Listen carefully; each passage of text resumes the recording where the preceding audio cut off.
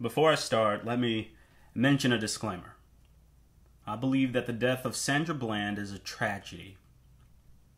It is a great tragedy. And in no way should this beautiful 28-year young woman have died. It is irrefutable, to say none the least, that this woman should not have died. Now, but first I'd like to address the accusations that someone may have killed her. So, some people, quote unquote, evidence that people like to bring up is the black man's discarding away of something in the trash bin on the surveillance inside the prison walls. You can clearly see that he does indeed throw something away in the trash bin. But at the same time that he's throwing that away, a dolly was coming through as well. And my assumption is that those were latex gloves to more than likely try to find a pulse, or among other things, when he was in the room with Miss Bland. I do not understand, however, why people believe that it's okay to continue to come up with these outrageous conspiracies, no matter what death may occur, So, furthermore, in the video from the facility, Miss Bland, she was held in, it shows that there was no one, not a single person who approached her cell that she was located in, or even the halls for that matter, besides one inmate you see was wearing orange walking across the screen past her door. From 90 minutes before she was last seen alive and the time they found her body. So the last time any of the staffers visited her cell was when she requested to call her family. And after doing such, there was no contact with her cell until almost 90 minutes later, when her body was found. So what this tells us is that there was no way anyone could have killed her, unless one would like to believe that they tied a trash lining around her neck and killed her after she requested to call her family members. And to believe that would be crazy, especially considering that this was 3 days later. And why would 3 days later, on Monday morning, would they have chosen to kill her? They waited several days to just kill this woman or do something, a scheme, something to cover up. I don't understand that. So furthermore, Alexandria Pyle, who was a neighboring cellmate, at the Waller County Jail in Texas, she said that Bland was upset, for several reasons. Because one, her bond was set at $5,000. And another reason was because no one was returning her jailhouse calls in her family or beyond. So in the days leading up to Sandra Bland's death, she wasn't eating and was emotional. So Powell stated to CNN she wasn't eating, and when I did talk to her, she was crying, and all I could say was they could not hold you forever. End quote. Miss Bland, she was distraught, at the fact that none of her family members were returning any of her phone calls, and she had missed her first day of work at her new job. The jailmate of Miss Bland, the former jailmate, I guess they were jailmates, or at least, had the same cell, for the first day or whatnot. So the jailmate of Miss Bland further stated that she heard no commotion and she heard no sound from the cell that would have indicated any type of foul play. And, if this isn't enough, the autopsy shows more than 30 inflicted slashes, on her wrists, and high levels of marijuana in her system.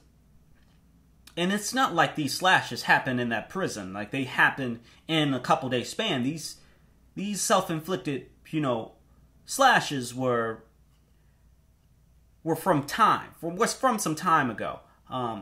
It's not really said, but it was clearly stated that this was not just, someone just slashed her wrist and made it look like, she did it upon herself. Absolutely not.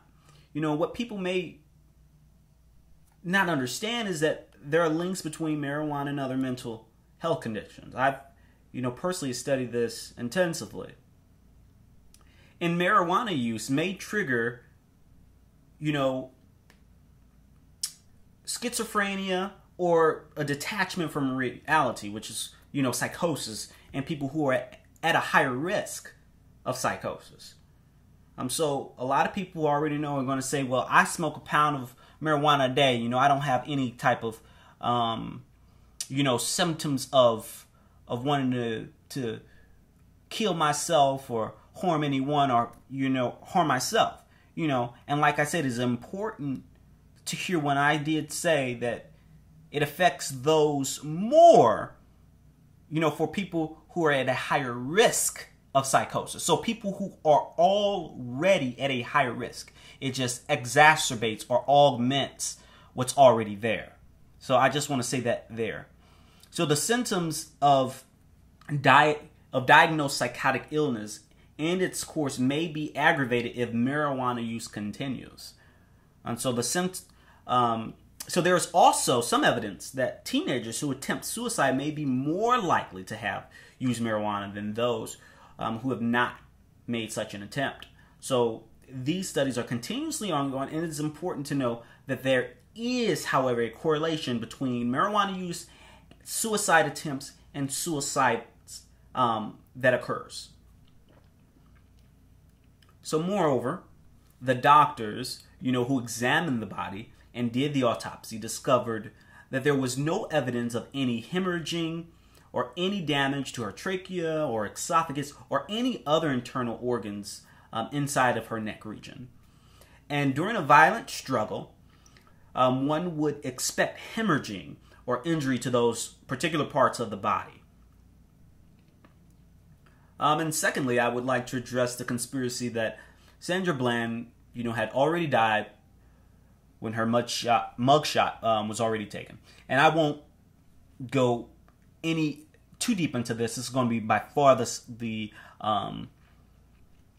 shortest segment here, a piece to this discussion, or not to this, but to my speech, is that this simply isn't true.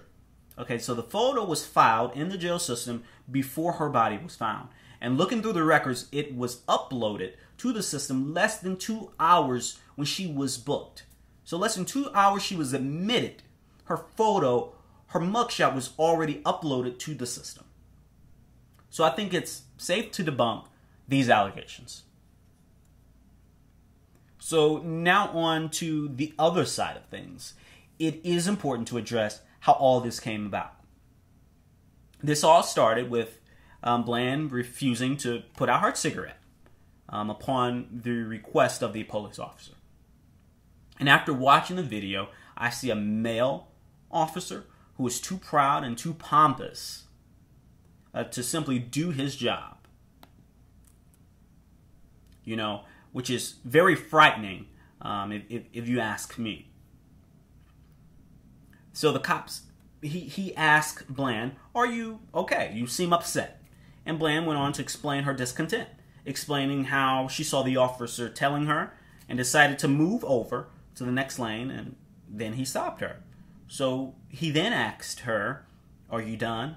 And Bland's response was simply this: "You asked me what was wrong. Then I told you. So now I'm done. Yeah." He then said, "You mind putting out your cigarette, please?" Bland went on to exclaim how she was in her car and how there was no reason for her to put out her cigarette. The officer became visibly upset, as you could see in the video. And he then asked her to get out of the car. He proceeded to open her door and eventually removed her from the car. And you could see that he did not physically remove her, but he was beginning to after asking her about 3 or 4 times to get out of her car. And she recognized that he was going to remove her as he began to stick his arms into her vehicle. She then removed herself from her vehicle. So he then asks, then after she got out of the car, you see in the video that she takes out her phone. You don't actually see it. So I don't know why I say you can see, but you hear, obviously she takes out her phone because he then demands her to put her phone down. So he then asks her to turn around and put her hands behind her back. So the video goes on to show how he slams her to the ground and places his knee in her back. And you can see this from the recording of the bystander. So she says that the officer slammed her head into the ground. And I could not see that from the video of the bystander, but what was self-evident in that video and very obvious is that he had her pinned down, and his knee was piercing in her back. It was pinned in her back. So this all could have been avoided. This officer, he overstepped his boundaries. He asks the woman several questions and gets upset with her responses. He's a white male officer and she was a confident speaking black woman, and those are two things that just don't go hand in hand in general. It just don't go hand in hand. And it is easy to see that this cop had a big ego, and that that big ego got bruised when she began to question him and explain her dissatisfaction. So instead of being, empathetic and allowing her to be angry and trying to see from her point of view why she was angry, he showed his big guns, by demanding her to get out of the car. For not putting out her cigarette upon request.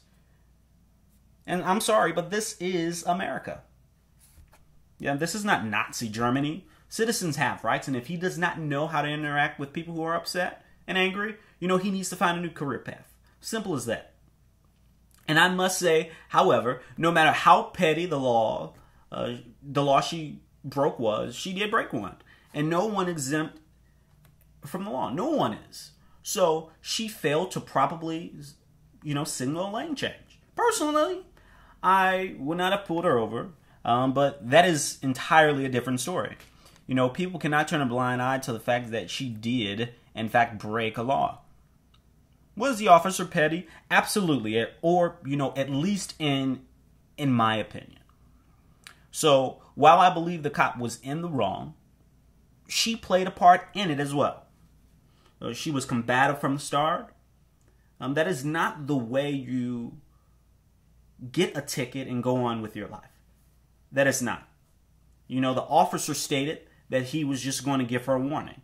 Is this true? I don't know, but there is no reason not to believe him, considering he came up to the car very respectful to begin until she caught an attitude with him.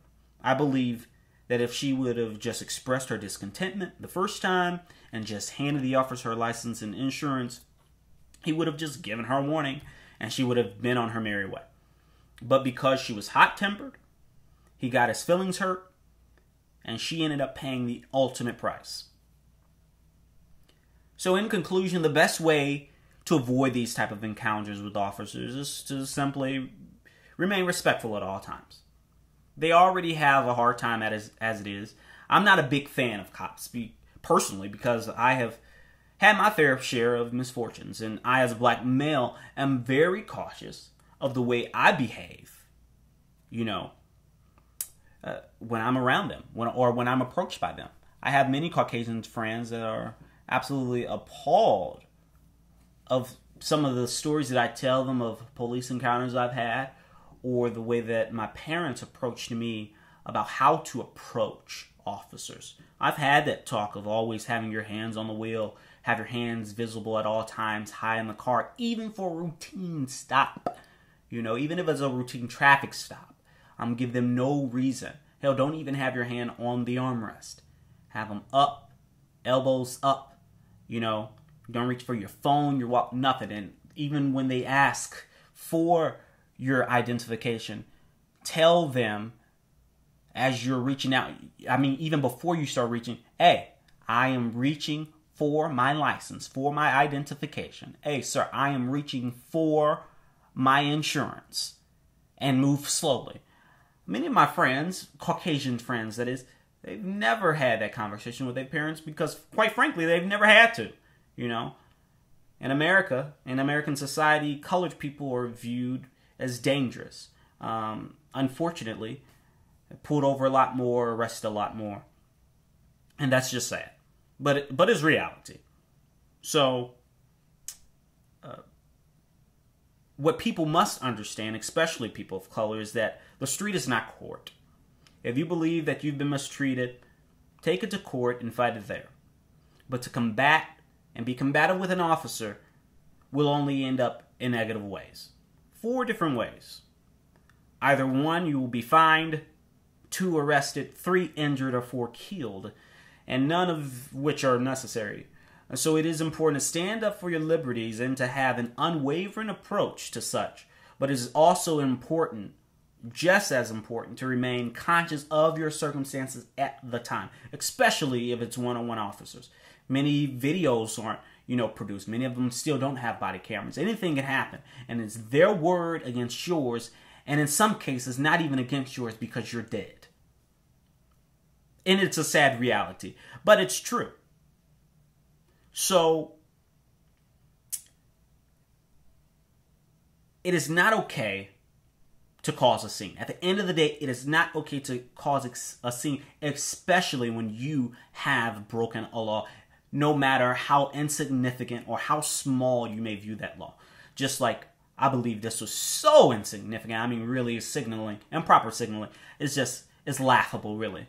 And it really upsets me that she was even pulled over. But that's another thing. So we must learn, especially as a black community, to hold our tongues at times. When you do not become confrontational with the police, it does not mean that you're weak. It doesn't mean that at all. Actually, it means that you are strong and smart enough to face the potential injustice brought against you in court. So I leave with this. Never relinquish your rights to anyone. But know the value of your life by remaining respectful. And not bringing the court to the streets, but the evidence to the court. And with that said, may God be with you. And may God especially be with Miss Sandra Bland.